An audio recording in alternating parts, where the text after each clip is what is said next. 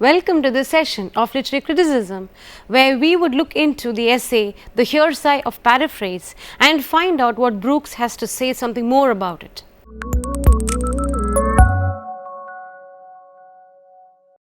Brooks makes a distinction between an object and the beauty of the poem taken as a whole.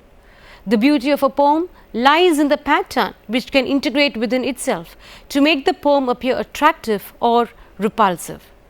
Brooks comments, I quote him, "Unless one asserts the primacy of the pattern, a poem becomes merely a bouquet of intrinsically beautiful items." Unquote. Brooks gives importance to form and content in the poem that cannot be considered in isolation. Neither form nor content considered individually constitutes real poem.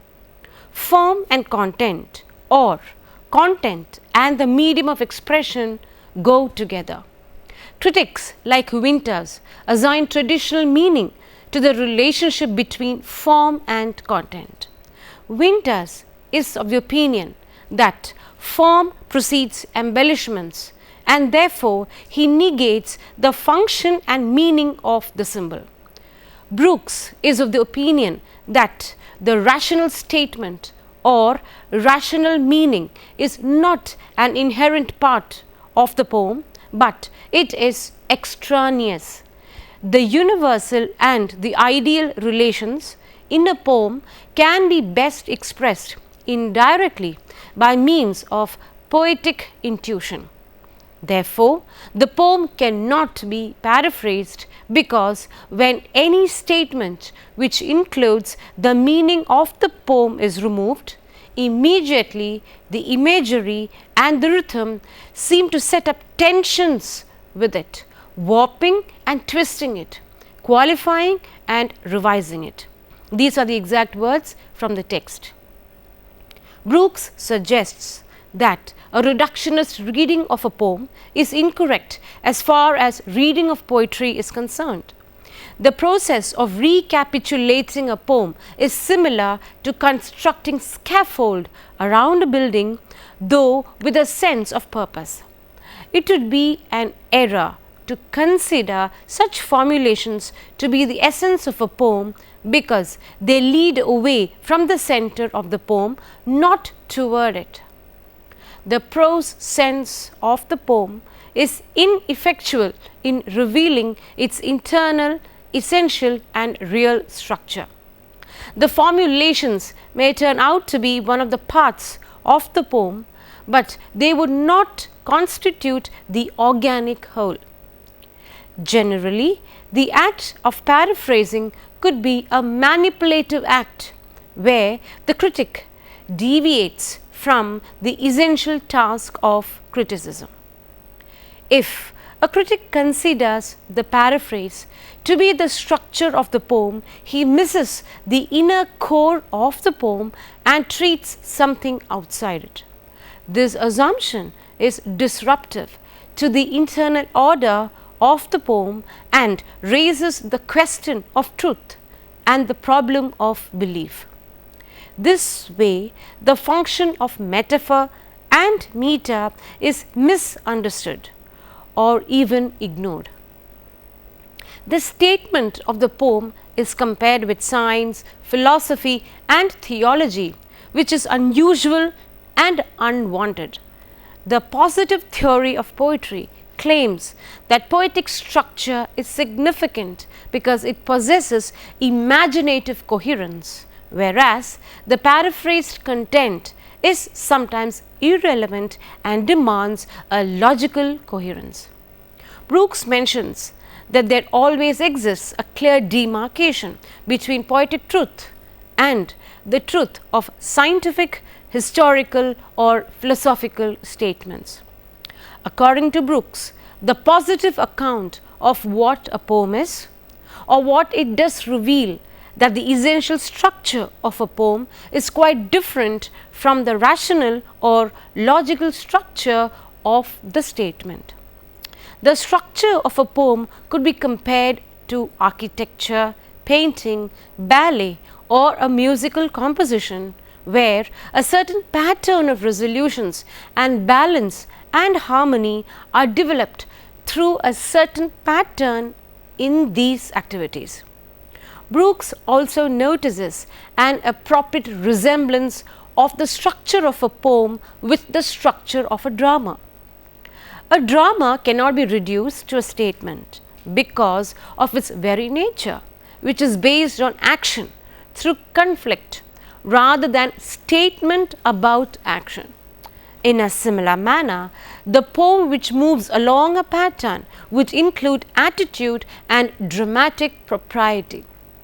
The aspect would possess an idea which is abstract. The precise meaning and significance of the poem lies in its relation to the context of the poem. Brooks argues that any proposition mentioned in a poem is not always in abstraction, but it is justified in terms of a principle of the poem that is quite similar to dramatic propriety. This can be illustrated in John Keats' lines, "Beauty is truth, truth beauty." This proposition could not be considered valid or meaningful only when it is studied in relation to the entire context of the poem. Read in isolation or on the basis of scientific, historical or philosophical truths, the proposition made by Keats would be meaningless. However, Brooks contends that a poem cannot be reduced to a proposition and later elaborated to state the exact meaning of a poem. A poet would fail to create poetry out of a predetermined proposition. This means that a poem cannot be created out of a proposal decided earlier. Similarly, the reader may also undertake the effort to frame a proposition from a poem to understand and interpret it. Though there is no harm in doing so, the reader cannot accept his interpretation to be the ultimate meaning of the poem. Therefore, the conclusions drawn of the poem's Ode on a Grecian Urn or the Immortality Ode have their value only in the context of all the items that contribute to the organic whole of the poem. Taken in isolation, they may appear to be sentimental nonsense or ordinary reflections on life. The poet has to struggle with his experience in order to render unity and coherence to a poem. The rule of linearity or a formula which results in a logical sequence holds well on a dramatic process, but not for poetry. The poet unifies his attitude into a hierarchical order and finally arranges them under the controlling attitude. This unity of the poem represents equilibrium of diverse forces. The conclusion of the poem is achieved when the various tensions are resolved and harmoniously blended. These tensions are generated by propositions, metaphors and symbols. In this connection, Brooks remarks, I quote him, "The unity is achieved by a dramatic process, not a logical. It represents equilibrium of forces, not a formula. It is proved as a dramatic conclusion is proved by its ability to resolve the conflicts which have been accepted as the oneness of the drama." Unquote. This process of unity and coherence could be applied even to those poems which may possess a limited logical unity as well as poetic unity. The poet avoids expressing his ideas in plain, direct, simple and discursive manner. He engages in obscuring distinctions, making compromises and arriving at his conclusions only after a certain delay.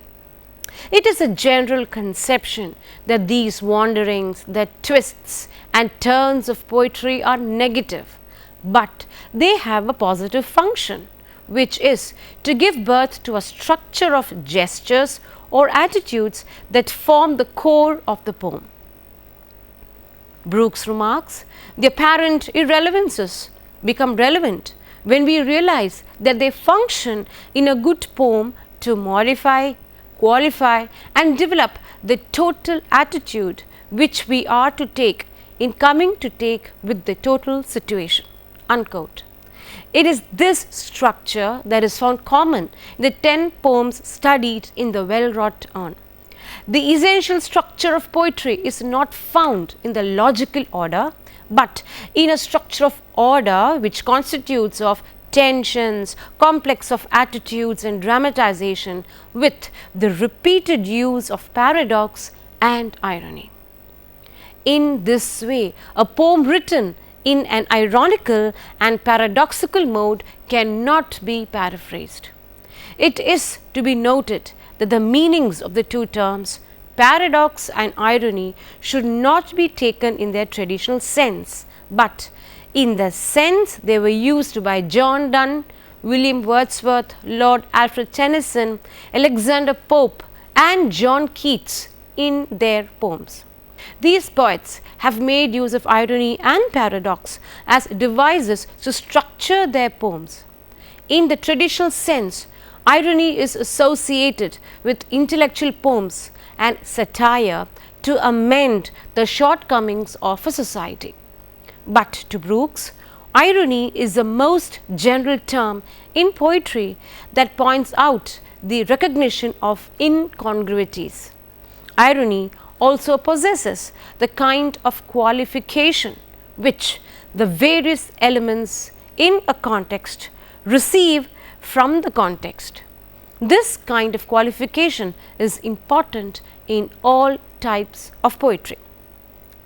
The scientific terms, which are abstract symbols and denotations, are defined, but they cannot affect a change in their meanings under any circumstances or in any context.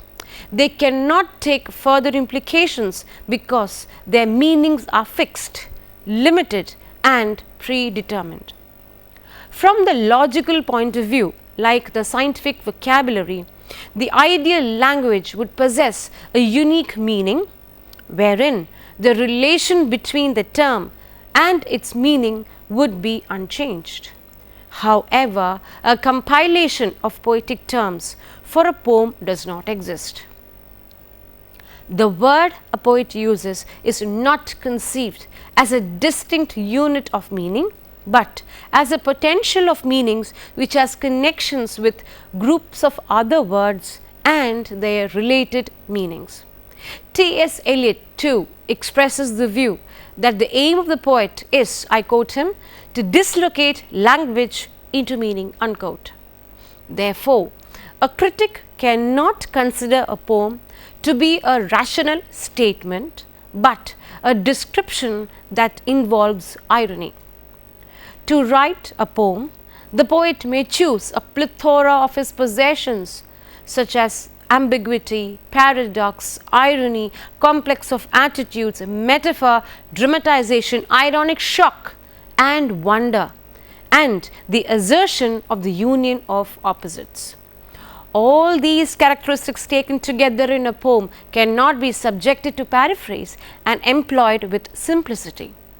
Like a scientist, a poet cannot analyze his experiences, dissect them into parts, distinguish one part from the other, or classify the various parts. The poet's duty is finally to write and dramatize the oneness of experience despite its diversity. He not only decorates a poem with a superficially and mystifying rhetoric, but also imparts the insight that preserves the unity of experience. Experience in poem at its height of seriousness dominates over the apparently contradictory and conflicting elements of experience and unifies them into a new pattern.